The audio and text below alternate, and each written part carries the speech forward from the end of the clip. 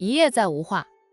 隔天清晨，战一阳就醒了过来，他是热醒的，病房里有暖气，他睡前又盖得严严实实的，睡到半夜就开始出汗，他还在继续睡，睡到清晨实在是热就醒了。雨萌，他本能地叫着杜雨萌的名字，声音依旧嘶哑，不过比起昨天要好了很多。没有得到回答，战一阳才想起来，昨晚杜雨萌就回家去了，他一个人住在医院里。深更半夜时，母亲来电，确实笑了他一回。孤身一人因异乡，还生病，此刻战一阳有那么一丁点的想家了。还是游游山庄舒服呀，兄弟们都回来时，热热闹闹的，还有老顽童奶奶关心。父母虽然喜欢拿话刺他们几句，其实还是心疼他们的。在家里闲无聊，出来了才知道家是最温暖的。伸手从床头柜上拿过了一盒纸巾，抽了好几张纸巾擦拭着额上和脖子上的汗，人也跟着坐起来，掀开了被子。出了那么多汗，彻底退了烧。昨天输了那么多瓶药液，昨晚他也睡了个安稳觉，喉咙痛的症状也减轻了不少。今天再输一天的药液，吃上一天的药，好好休息，明天应该就能出院了。只需要开2天的药带出院。明天就是周六，那个向阳的会回国，阿姨让杜雨萌去接机。战一阳打定主意要跟着去接机，他绝对不会给向阳和雨萌独处的机会。下床又给自己倒来了一杯温开水，坐在床上喝着温开水，肚子唱起了空城计。他饿了呢。手机响了，战一阳拿起手机一看，来电显示是杜雨萌打来的，他连忙接听。雨萌，今天说话比昨天要清晰了，喉咙还很痛吗？彻底退烧了没有？哦，你醒了呀？我以为这么早你还没有醒的，以为我这一通电话会把你从周公那里叫回来。我刚醒，口渴就倒了一杯水，喉咙还痛，不过比昨天好了很多，输了1天的药液还是有效果的。昨晚下半夜开始出汗，我热醒的，现在感觉舒服了很多，彻底退烧了吧？他还没有量体温计，自己摸了一下额头，感觉他是彻底退烧了。那就好，我等会安排人给你送早餐过去。杜雨萌说道。事实上，他也刚起来，准备出去晨跑，想起他就打电话问问他。战一阳沉默了一下后问他，雨萌，你能给我送早餐过来吗？我挺忙的，昨天因为你耽误了1天的时间，工作堆积，我后面需要加班加点才能完成工作。你直播吃辣椒那天，我大姐找我就有事，但一直没有聊上，因为她着急阻拦她吃辣椒。之后又带她去医院后来她发烧又住院，她都围着她团团转，没有时间处理工作上的问题。属于她的工作只能她完成，除非大姐帮她揽过去，但大姐也很忙。战一阳小声说道，你送早餐过来给我，再回公司上班也是可以的，不会占用你很多时间，我就是想见见你。见我做什么？昨天见得还不够，况且我又不是你心爱的狐狸小姐，你说过的，你怎么努力尝试了也无法爱上我。我是和你嫂子们是好友，战奶奶又特意打电话给我，托我照顾一下你，我才会照顾你1天。战一阳并非我吃回头草了，是他说过不爱他的，他爱上了，他说不爱他，他便藏起了他的感情。如今他是知道他就是百变狐狸，他爱的人一直都是他。杜雨萌多少都在吃自己的飞醋，他要是没有爱上杜雨萌，他和他在一起，总感觉他是把他当成替身似的。明明杜雨萌就是狐狸，狐狸就是杜雨萌，他愣是区分了出来。雨萌，我知道，不会因为他关心他，照顾他1天，战一阳就认为自己追妻成功。他追妻等于才刚刚开始。那你让人给我送早餐过来吧，清淡点，我喉咙还痛。杜雨萌也的确很忙，战一阳自己也是个当老板的人，知道开公司打理大公司有多忙，他能够放下一切，跑到海市全心全意的追妻。那是奶奶发话了，让他的兄弟们帮他分摊手头上的工作，这样他才能无后顾之忧，可以安心的追妻。奶奶总是说，人生大事就要一心一意去做，在他想追妻时，就要让他有足够的时间追妻。反正他兄弟多，个个都能独当一面，可以帮他的忙，就是老九拎出来，都能帮他稳住他的公司。会给你准备清淡的早餐，你困的话，再睡个回笼觉，大概是8点左右送到。中午和晚上也会给你送过去，你不用自己点外卖。好，谢谢你，雨萌。战一阳向杜雨萌道谢。杜雨萌淡淡的道：“我这是受人所托，那你休息，我要出去跑2圈。屋外冷，你注意保暖。”战一阳关心的提醒他。杜雨萌没有说什么，挂断了电话。他穿着冬天的运动服出门晨跑，也不跑远，就在自己家后院，沿着临蒙路跑上2圈，运动量足够。整个杜家大宅还静悄悄的，已经上班的工人默默地在他们的工作岗位上忙着，个个都只做事不说话，怕会打扰到主人家休息。也有人在后院晨跑，杜雨萌的兄弟姐妹们，大家都有这个健身的习惯，有时候出来晨跑，有时候在健身房运动一番。不过清晨的话，大家还是喜欢出来晨跑，早上的空气最清新。萌萌，杜雨萌刚出现在后院，就听到了大姐的声音。他扭头看到大姐从路的另一头向他跑来，大姐身后跟着她的堂兄弟妹们，大家的运动服都是同一种款式。杜雨萌笑，他今天穿的运动服也和他们的一样，同一个款式，这或许就是兄弟姐妹之间的默契吧。姐早。杜雨萌含笑打招呼，又叫了哥哥们一声，弟妹们则叫他一声二姐。杜大小姐停下来，与杜雨萌肩并肩往前走着，边走边问他，今天还去照顾被辣椒放倒的男人吗？杜雨萌笑道，姐，你就别调侃他了，他本来不吃辣，一次性吃那么多辣椒是会要他的命。今天我回公司上班，哪能天天待在医院照顾他，没得让他以为吃一次辣椒我就答应他了。杜大小姐说道，就是可不能被他顺势的苦肉计拿下。姐，他没有用苦肉计，他是真的因为吃辣椒住院，发烧、嗨、喉咙痛都是真的，现在说话都还声音暗哑。杜雨萌忍不住替战一阳说话，杜大小姐，你看看你，我才说了他几句，你就赶紧护着他了。萌萌，在爱情的世界里，谁先动心，谁就是输家。听姐的话，在战一阳没有真正爱上你杜雨萌这个真实身份时，你都不要再付出感情，不要以后被他吃得死死的。你平时那么厉害，一遇上战一阳就举手投降了。杜雨萌不好意思的吐吐舌头，姐，我知道了，我会控制好自己的感情，不会让他觉得我越来越爱他。大姐信你个鬼，好在战一阳爱的人也是你，他们战家的家风又好，想来他不会是战家的异类。但不管怎么样，你都要先爱自己给他的爱，给个5、6分就好，不要付出全部。自己的男人要自己调教好，别人的好男人都是他们调教出来的。大小姐的未婚夫以前就是个浪荡子，爱上大小姐后，渐渐改变，才有如今的好男人模样。杜雨萌俏脸染上红云，说道，我和战一阳还没有到那一步，等我们俩真的在一起了，我肯定要好好调教他。不过他的脾性、行事风格我都很满意，他爱一个人又是掏心掏肺的，我觉得他没有需要调教改正的地方了，保持着现状最好。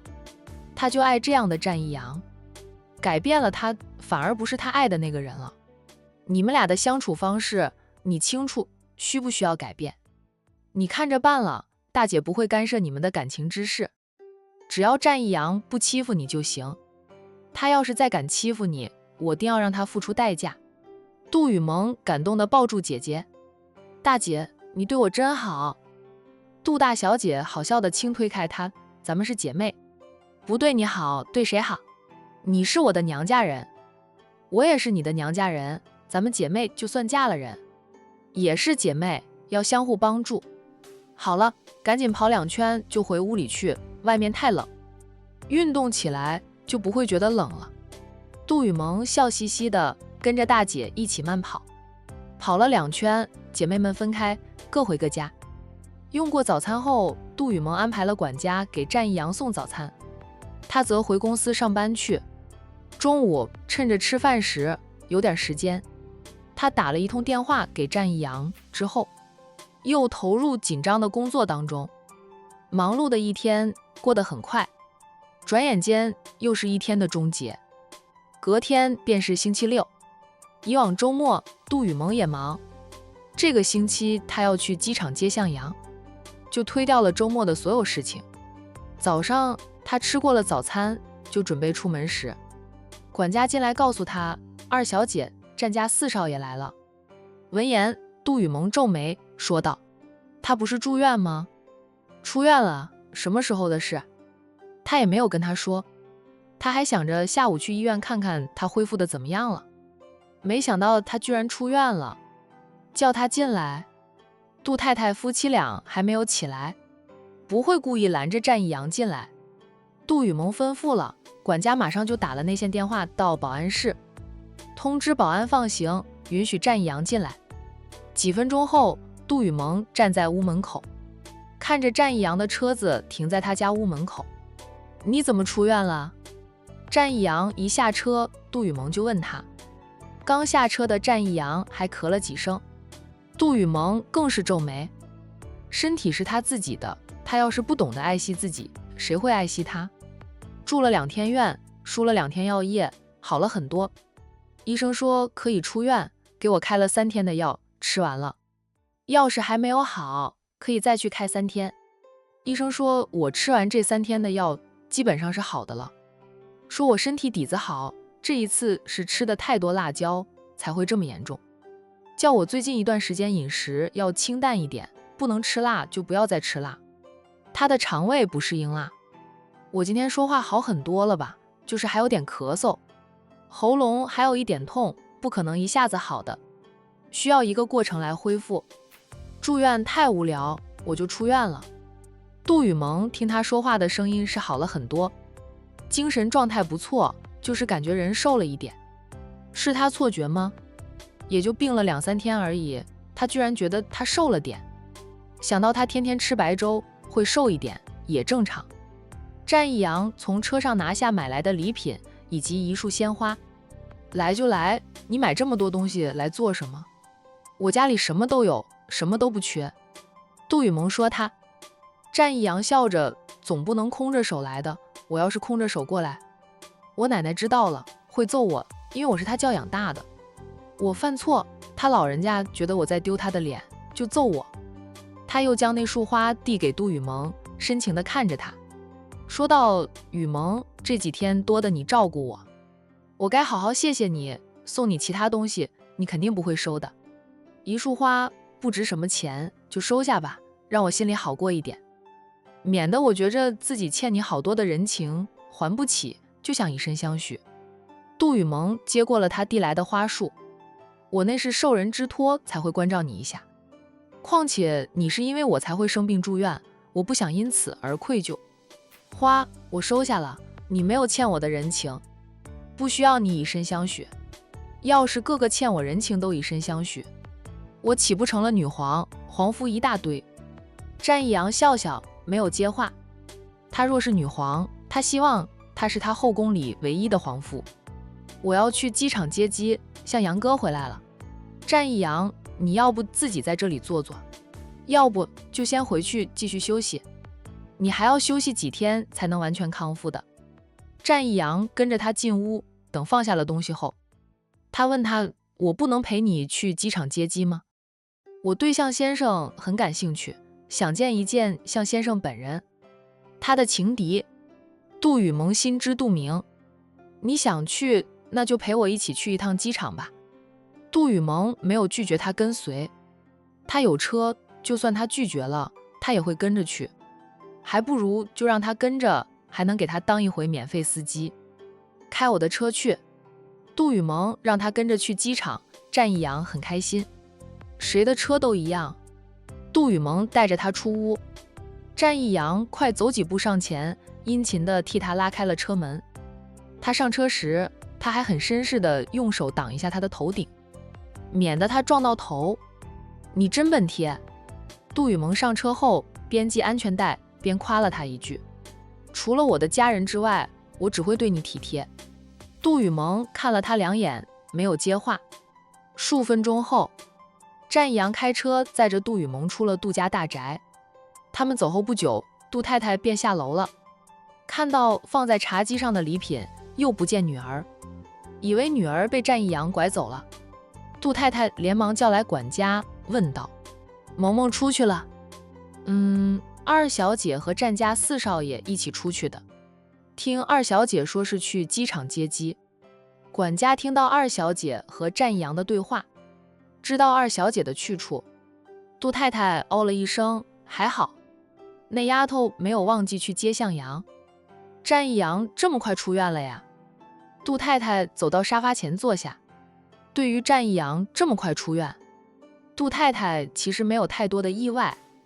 从战一阳陪着女儿去机场接机，就知道那小子是紧张了，害怕向阳的出现会影响到他追妻，这样才好让他知道他的闺女不是非他不可的。是谁开的车？管家答道：战4少。杜太太点点头，便拿出手机打电话给女儿，故意在电话里交代女儿接到了向阳后，先带向阳回家安顿后再一起吃饭。妈，接到向阳哥已经是中午，回到市区已是下午，你想让向阳哥一直饿着肚子，我接到他，先在机场附近随便吃点东西，再回市区，晚上一起吃饭。向阳哥住酒店吧，我帮他在我们家酒店给他开了房，直接入住便行。像家人常在国外，国内的房子经常空着，向阳回来想重新入住，需要请人打扫卫生后才能住进去，这几天就先住酒店了。那是妈的干儿子，怎么能让他住酒店？就叫他住我们家，我都跟我闺蜜说好了。向阳回国就住在我们家，等到他家里的卫生搞好，通通风透透气再回去住。酒店的房间退了就住在我们家里。杜太太很坚持地道，中午你们在外面解决。妈没有意见，晚上必须让向阳在我们家里吃。我等下就吩咐厨房，今晚多做几道向阳爱吃的菜，叫上你的兄弟们过来陪他喝2杯。向阳好不容易回来一趟，我身为他的干妈，可得好好的招待他。萌萌，你可不能让妈成为一个不守信用的人。偶尔你到国外去，哪一回不是你干妈招待你？你也是住进向家去的。杜雨萌默了默后说道：既然妈答应了我干妈，那我打电话去酒店那边退房，让向阳哥在我们家里住几天，晚上吃什么怎么吃，妈安排便是，我没有意见。周末兄弟姐妹们有些还在忙，有些也会休息，不过晚上一起吃饭的时间还是有的。挂了母亲的电话后，杜雨萌对战一阳说道：等会儿接到向阳哥了，我们就在机场随便对付一餐，晚上再一起吃饭。战一阳听到杜太太在电话里说的话，他说道：向先生要住到你家里去，晚上一起吃饭。战一阳觉得很正常，怎么说那个姓向的都是他未来丈母娘的干儿子，人家好不容易回国了，身为干妈的当然要请人家过来吃饭，但是让向阳住进杜家大宅，战一阳就忍不住酸溜溜的，他很多时候都不能踏进杜家大宅呢。姓向的回来了，可以直接入住杜家大宅，与杜家的关系过于亲近，对他的威胁更大。杜雨萌知道他心里不爽，他装作不知道的样子，颇为无奈的道：像杨哥现在是公司派他过来负责国内的生意，以后要长留国内的。向家人平时都住在国外，原本他们家请有一对夫妻看管着房子，后来那对夫妻的老婆生病了，就辞职离开，到现在都没有请到放心的人照看房子。没有人看管房子，房子锁着门，肯定会有灰尘，需要请人打扫卫生，通风才能住进去。本来我给他订了酒店，向阳哥也说住酒店的。我妈跟我干妈打了包票，要照顾向阳哥，让向阳哥在我家里住几天，就让他住几天吧。我偶尔出国也会住到向家去。杜雨萌偏头看了战一阳两眼，说道：晚上你留下来一起吃饭，不过不要吃辣，不要喝酒，我兄弟们过来吃饭，估计会喝酒的。不管是谁让你喝酒，你都不要喝。他们逼你喝酒，你就说我不让你喝酒，你听我的。战一阳笑：行，我不喝酒，我还要开车，不能喝酒。况且他现在还在吃药，也不能喝酒。他在吃的药里有头孢禁酒，要不是在吃药，战一阳是想喝酒，最好就喝醉了。杜雨萌要么送他回酒店，要么也留他在杜家过夜。想到情敌一回来就住进杜家大宅，战一阳想，他得想个办法让向阳主动住到酒店去。向阳住在杜家大宅，他和雨萌朝夕相处，这是杜家和向家想要的结果。但战一阳不想要那个结果，他就希望性向的不喜欢雨萌。雨萌这么漂亮优秀，就像一块磁石，吸引着无数男人的目光。性向的未必能抵挡得住雨萌的魅力。战一阳听杜雨萌和嫣姐通电话，虽说听不见嫣姐说话，通过杜雨萌说的话，猜到那个嫣姐才是向阳真正喜欢的人，就是不知道他们俩为什么没有在一起。连杜雨萌都不知道，战四少当然也不知道。有两个人一起，路上聊聊天，说说笑，不至于太闷。就是半路上堵了一会儿车，等两个人赶到机场时，向阳已经下了飞机。他出来没有看到前来接机的杜雨萌，打电话给他。杜雨萌不好意思地说道：向阳哥，路上有点堵车，我迟到了，你现在哪里？发个位置给我，我去找你。好，向阳温和地说道，我先挂电话，发定位给你，等会儿见了面再聊。很快，向阳挂断了电话，然后给杜雨萌发来了定位。杜雨萌和战一阳两人就按照向阳发来的定位，花了10几分钟才找到向阳。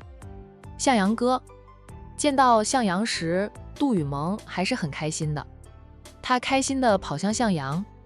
战一阳见到一个年纪与他不相上下，可能比他会大上1、2岁的男人，长相斯文帅气，看起来温文儒雅。他一身灰色的西装，没有打领带，让他看上去添了几分成功人士的气度。从杜雨萌嘴里，战一阳知道情敌是某个跨国大公司的高管，现在被公司安排回国负责国内的生意，说明向阳在职场商界能力很强。向阳的老妈和杜太太又是好闺蜜，她还是杜太太的干儿子。杜雨萌打小就和他认识，两家长辈都有一撮和两人在一起。见到了向阳本人后，战一阳感受到了威胁，他想赢，只能在杜雨萌身上下功夫。只要杜雨萌深爱他，愿意嫁给他，向阳才会输。否则战一阳可能除了家世和事业，其他方面是不如向阳的。战一阳快步跟上前去，杜雨萌和向阳拥抱了一下，向阳还抱着他转了一圈。看得出来两个人的友情挺好的。向阳放下了杜雨萌后，满脸都是笑，宠溺地看着杜雨萌，夸赞地道：久不见面，萌萌越发的漂亮了，要不是你先叫我，我都不敢认你。在他心里，杜雨萌就是那个喜欢跟在他和阿燕背后跑的小丫头。她比他们小了几岁，他们要出去玩时，杜雨萌哭闹跟随，带着杜雨萌要照顾她，他们玩得不能尽兴。向阳有时候就不喜欢带杜雨萌，但小丫头只要知道了，就哭着要跟随，大人都会要她带着杜雨萌。阿燕倒是耐心足，对杜雨萌这个小妹妹很是喜欢，总爱带着。再后来，向家和阿燕家里的生意都转到国外了，生活重心也一并转出去，他们出国了，与杜雨萌的相处就少了很多。相处少了，向阳反而开始宠着这个小妹妹，经常打电话寄礼物给杜雨萌。他、阿燕还有杜雨萌就这样保持着友情至今。此刻重逢，向阳才发现那个爱哭的小妹妹长大了。听长辈说，杜雨萌也很优秀，在杜氏集团担任副总裁一职。想到母亲话里话外都是劝她和杜雨萌在一起，说她年纪不小了，也该成家立室。母亲和杜太太是几十年的好闺蜜，比和阿燕的妈妈更好，自然是希望向家能和杜家成为亲家。向阳还知道自家生意也开始下滑，父母都有意想将生意重心再次转回到海市。海市毕竟是他们的故乡，哪怕回到海市也无法重回巅峰，至少有杜氏集团帮扶一把是能立足的。这也是父母想撮合他和杜雨萌在一起的真正原因。两家若是成了亲家，像是回到海市发展，杜氏绝对不会袖手旁观，肯定会出手帮忙。杜氏集团如今在海市的地位比过去更加的强势，如日中天，可以说是海市商界的霸主了。向阳心里乱得很，他不知道自己对阿燕到底是爱情还是友情。回国发展，他一是为了事业，二是想让自己静一静，看清楚自己的感情。与阿燕青梅竹马20年呢，两个人交情深如海，只是他和阿燕都分不清他们之间到底是友情还是爱情。以前两家人也希望他们俩成为夫妻，那时候两家还是门当户对，但见他们好得像哥们一样，似乎没有男女之情。向阳甚至都没有对阿燕说过一句我爱你。随着阿燕家里的生意不好，将近破产时，向家的态度变了，不想再让向阳和阿燕在一起，担心向家会被阿燕家里拖累。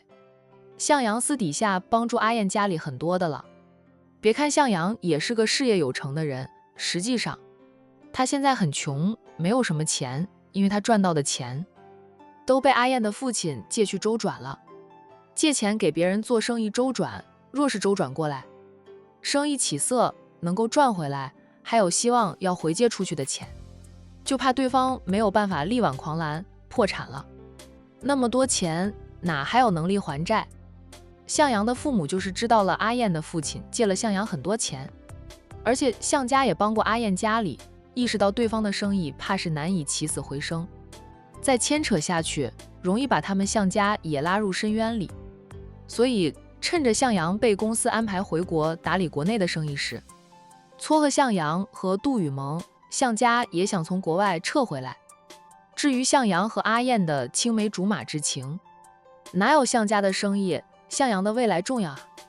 雨萌，这位就是你常说的哥哥吧？向阳哥哥你好，我是战一阳，真巧，我们的名字里都有个阳字，然后成了情敌。这句话战一阳当然不会说出来，他看到向阳看杜雨萌的眼神过于复杂，赶紧说话了，提醒两人还有他在场不要忽略了他。向阳还真没有留意到战一阳，杜雨萌也没有想那么多。战一阳上前2步，往杜雨萌身边一站，自我介绍后，又伸出右手要与向阳握手，还嘴甜的先叫起哥哥来。向阳狐疑的看着战一阳，出于礼貌，先与战一阳握手。向阳哥，战一阳是我朋友吧，算是朋友。杜雨萌介绍了战一阳的身份，他只说两人是朋友关系。向阳与战一阳对上眼，就知道战一阳是杜雨萌的追求者，而且杜雨萌应该是喜欢战一阳的，否则不会带着战一阳来机场。他和战一阳对视良久，都是男人，知道大家心里想着什么。两人都不动声色，握过手后，向阳说道：“原来是管城战家的4少爷啊！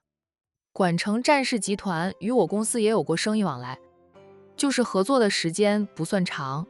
他知道管城的战氏集团。”战一阳笑着，以后若是有机会，可以再合作。心里腹诽着做梦去吧，他才不给情敌和战氏集团合作的机会呢。有机会他还想在背后捅刀，让向阳工作不顺，哪能给情敌合作的机会？向阳哥，现在是饭点，我们先找家餐馆吃点东西再回去，回市区还要1-2个小时呢。周末又容易堵车，不吃饭就回去，怕你会饿得受不了。杜雨萌自己都饿了。向阳笑着，好，你安排就好。杜雨萌率先往前走，向阳的行李箱推到战一阳面前，他对战一阳说道：一阳，麻烦你帮我拉行李箱。说着不给战一阳拒绝的机会，他提着一个小包，应该是电脑包，快步跟上杜雨萌。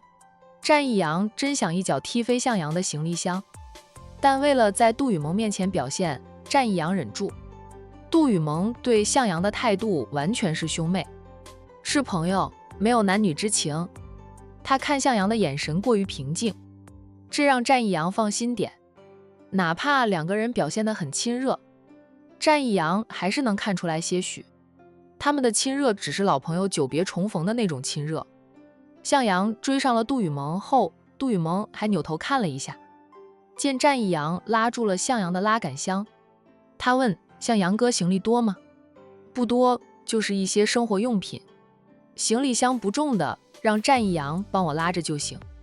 向阳趁战一阳还没有跟上来，他关心地问雨萌，是他吗？杜雨萌大方承认是他。不错，眼光不错。撇开私心，向阳都得承认战一阳与杜雨萌很是般配，但是管城离海市太远，你和他在一起属于远嫁，远嫁女需要很大的勇气，你要抛下你熟悉的一切，孤身一人跟着他去到一个你完全陌生的环境生活，而你的事业、你的家人、朋友都在海市，远嫁还是要考虑考虑。我公司与管城战氏集团合作过，我对战家也知道一点。说实话，你和他属于门当户对，郎才女貌，不过我还是希望你三思，你可以考虑一下海市的精英，距离近，知根知底的，以后你婆家敢欺负你，给你委屈受了，娘家那么近，能替你撑腰。远嫁受了委屈，你娘家人都不知道，想替你撑腰，还得坐几个小时的飞机飞过去呢。向阳说了一大堆后，又赶紧扭头看看战一阳，见战一阳拖着他的行李箱追上来了，他抓紧时间说了句最重要的：雨萌，我妈和干妈的意思，希望我们俩能在一起，你可以考虑考虑向阳哥的，我们打小认识，我妈和你妈是好闺蜜，2家知根知底，我家的生意也打算撤回国内了，我的工作也回了国内，还是海市。杜雨萌笑，向阳哥，我们若是在一起，不会幸福的，不仅不会幸福，还会影响我们2家的关系，因为我们会成为一对怨偶，从而影响到2家的友情。为了我们2家好，也为了向阳哥不用后悔，我们是不可能的。我这个人对待爱情很专一，不动心还好，一旦动心了便是一生一世。向阳哥，好好的看清楚你自己的心到底在谁身上，你是要为了前程放弃真爱吗？向阳愣了一下，随即自嘲地笑着，你和你嫣姐聊过了吧？我还真的乱得很，这不回来也有想冷静冷静的意思。杜雨萌与他肩并肩走着，不过尽量避免有肢体接触，2个人就算是儿时玩伴，2家关系好。杜雨萌对向阳没有男女之情，当向阳在犹豫要不要听从家里人的安排时，杜雨萌更不能给向阳机会，他要让向阳死了那条心。他爱的是战一阳，不是向阳。我和向阳哥还有嫣姐都是好朋友，你们是我的哥哥姐姐，在我心里，你们永远都是我的哥哥姐姐。杜雨萌特别强调了哥哥姐姐，他也真的把他们当成哥哥姐姐看待。以前他没有肖想过向阳哥，现在也不会，以后更不会。2家长辈的想法，那是他们为利益考虑，但他家里长辈都知道他真正爱的是战一阳，战家绝对比向家好，也更适合他。说句不怕向阳生气的话，他和向阳在一起的话，会被向家利用，杜氏也有可能需要扶贫一下。与战一阳在一起，就不用担心被利用，不需要扶贫。战氏集团还略胜杜氏集团一筹呢，就是他妈都从心里认定了战义阳是女婿。向阳明白了杜雨萌的意思，杜雨萌并不想听从长辈的安排，她有了喜欢的男人，那个男人比她向阳更优秀，主要是那个男人背后有一个强大的大家庭，财力雄厚，非如今的向家可比，就是以前的向家也不能跟战氏比。在我心里，你也一直是那个小妹妹。向阳哥，你和我嫣姐怎么回事？我问嫣姐，嫣姐不肯说。向阳笑了笑，说道：既然你嫣姐不说，那就是不想让你担心。向阳哥疼你不比你嫣姐少，又岂能让你担心？你不用管我和你嫣姐的事，我都30出头的人了，能处理好我和你嫣姐的事。他需要考虑的太多。向阳哥，我猜到些许的，我也没有办法左右你们的决定，只是说说我的想法。你和嫣姐相识相知的时间比我长，属于真正的青梅竹马。我也看得出来，向阳哥是喜欢嫣姐的。你真正爱的人是嫣姐，不要因为一些原因，就忽略了自己内心深处最真实的感受。不要因为一些利益，就放弃错过最懂、最适合、最爱你的女人。如果错过了，你可能会后悔一辈子。嫣姐的脾性，想来你比我更清楚，更了解。你想和她老死不相往来吗？向阳脸上没有了笑意，也不说话。良久，他像个大哥哥似的，伸手摸了摸杜雨萌的头，说道：当年那个总爱哭着跟我出去玩的小丫头，真的长大了。向阳哥懂的，你不用担心，向阳哥能处理好。向阳哥，加油！需要我帮忙的话，尽管开口，我还是很乐意看到你和嫣姐在一起的。以后我的嫂子是嫣姐，就不用担心向阳哥有了老婆，就不记得我这个妹妹了。嫣姐比向阳哥更疼爱她，更包容她。要不是知道嫣姐的心在向阳哥身上，杜雨萌早就撮合着自己的堂哥和嫣姐在一起了。